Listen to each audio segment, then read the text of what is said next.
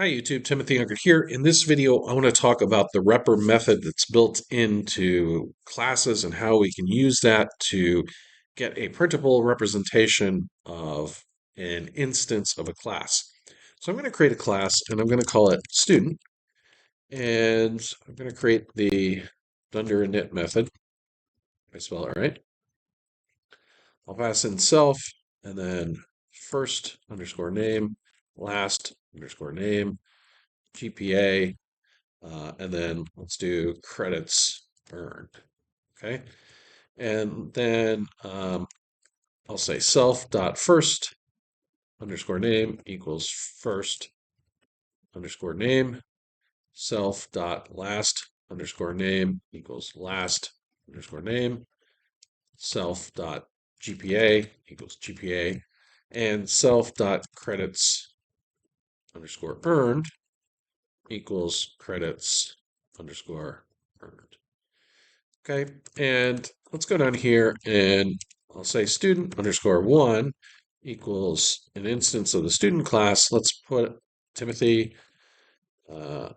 Let's do a GPA of 4.0 naturally, and credits, I don't know, let's make it 100 credits.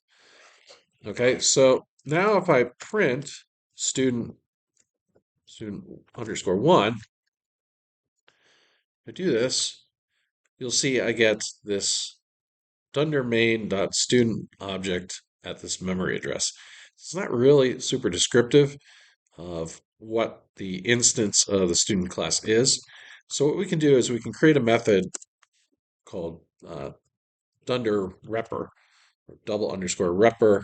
We do dunder double underscore there and pass in self, and I can return something like let's do an f string, and we'll type in student, and then we'll do self dot first name, and then self dot last name, and then we'll do GPA, and we'll pass in self dot GPA, and then credits. Let me get word wrap here.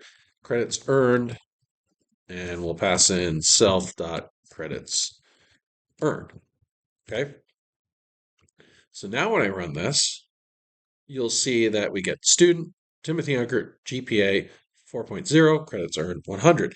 So it's a better representation of the instance of the student class. It's more readable for a human to see what it is. And that's what the repr method does. Hopefully you found this video helpful. If you did, please give it a like and subscribe to the channel. Hope to see you in the next one. Have a great day. Bye.